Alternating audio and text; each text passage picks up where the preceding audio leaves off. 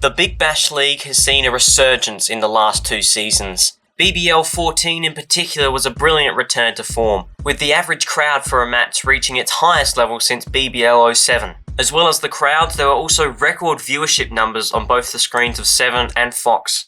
Overall, the season was a brilliant success, but how well attended were each of the individual franchises? In this video, we're going to look at the home crowd numbers for each team in the Big Bash League, their total attendance numbers, their average home crowd, as well as what percentage of their home stadiums that they're filling out, to see who's getting the most packed crowds. Without further ado, let's get into this. It was a disappointing season on the field for the Strikers, finishing bottom of the ladder. However, their home matches were still reasonably well attended, averaging just under 30,000. The crowd figures this year might be a bit down from the glory days of BBL06 when they were just about selling out every home game, but they are still enough to create a decent atmosphere at the cricket. The standout crowd this year was the annual New Year's Eve match, as it pretty much always is. That game very rarely gets under 40,000 people through the gates, and this year was no exception. For cricket matches, the Adelaide Oval's capacity stands at exactly 50,000, meaning that on average Adelaide home games were at 57.19% capacity, which is not a bad figure.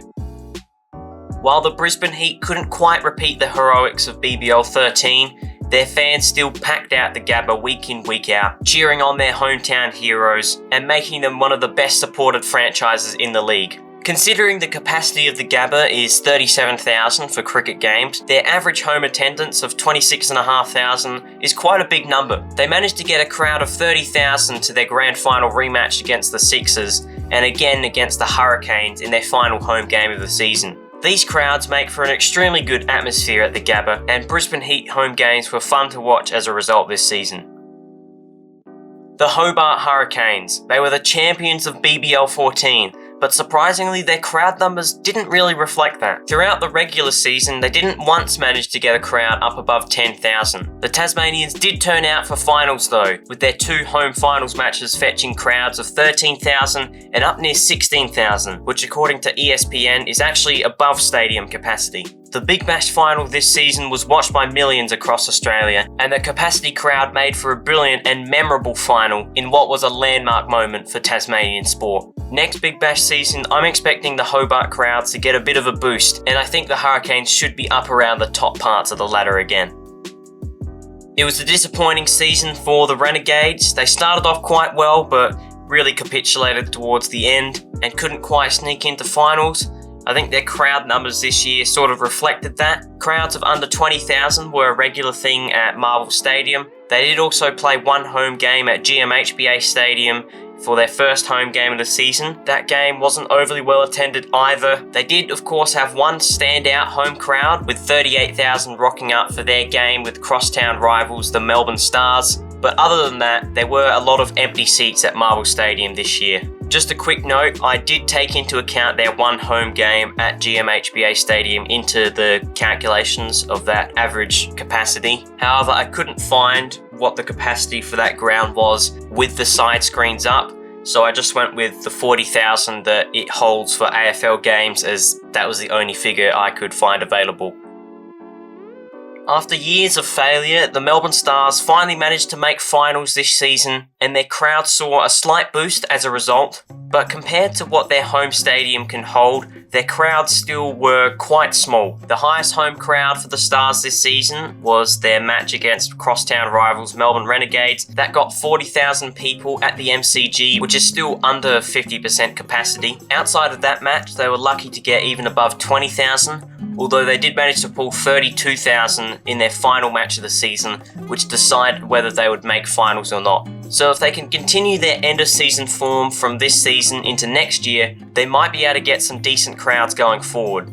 Let's not forget that back in the heyday of the Big Bash League, the Stars were quite a good team despite never winning a championship, and they got some of the best crowds in the league by far. So while this season was pretty disappointing in terms of crowd numbers for the Stars, I definitely think that they could give it a boost next season. A quick note, they did also play 1 home game at Manuka Oval in Canberra. I'm not really sure why they played a home game here. Obviously the MCG was hosting the test match at the time that this game was played, but I don't get the rationale in playing a Melbourne Stars home game at what is effectively the Sydney Thunder's second home ground. I did take this game into account when calculating their home attendances, but honestly I'm not even really sure if you can call that a home game.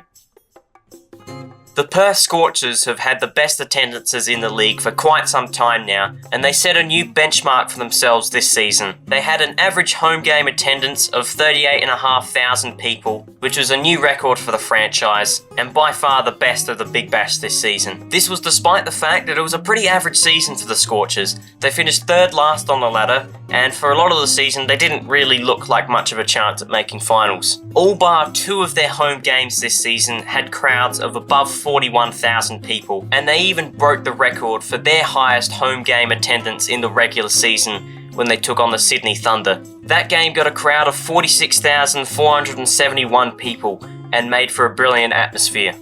Scorchers crowds seem to be growing year on year, regardless of where the team finishes on the ladder. And who knows, if they're back up around the top end of the ladder, they might even be able to break the 50,000 mark for a regular season game. That would be quite incredible. The Sydney Sixers were up the top of the ladder again this year, competing for the championship.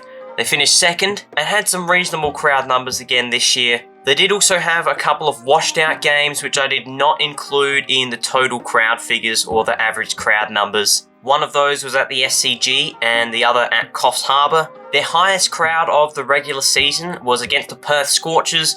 They got 31,000. That was the game that Steve Smith came back into the BBL and blasted a massive 100. Obviously, the Sydney Siders were eager to see him in action, and he put on a show for them, that's for sure. If we also include their one home final into these calculations, then their crowd attendance does go up slightly. They got 32,000 for that match against the Sydney Thunder, which brought their average home attendance up above 25,000 in what was a pretty decent year in home crowds for the Sydney Sixers. The final team that we haven't looked at so far is the Sydney Thunder.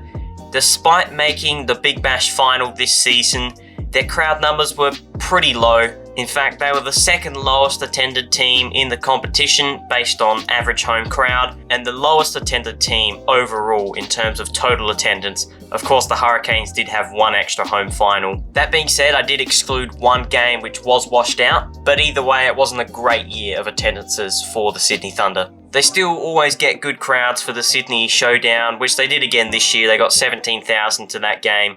Surprisingly, if you factor in their one home final this season, their average home attendance goes up slightly, but the percentage of the stadium they fill goes down slightly. That's because they played one home game at Manuka Oval, which does have a lower capacity, and with the one extra game played at the Sydney Showground, that one game in Canberra has less weighting in that percentage, so the percentage goes down. So that is going to be the video done with, guys. I hope you did enjoy. I couldn't really find figures for each team's home crowd attendances for the current Big Bash season, so that's why I decided to upload this video. The figures that you see in this video probably aren't going to be exactly 100% correct, because I didn't factor in a few matches that were washed out, which did have crowd numbers released. I just thought it was a little bit unfair. How can you really take into account a crowd for a game that never even happened? Also, it was a little bit tricky figuring out which stadium capacity figures to use. There was a whole bunch of different figures on different websites. In the end, I just went with the figures that I could find on ESPN, and for the few stadiums that didn't have a capacity figure on that website, I was able to find other figures for the stadium capacity when in cricket mode, except for GMHBA Stadium. That didn't have anything that I could find, so I just went with the standard stadium capacity. But anyways, if you did enjoy this video, please leave a like and subscribe to the channel. Comment down below what you thought of the video, and if anything surprised you about these numbers, and I'll see you all in the next one. Bye.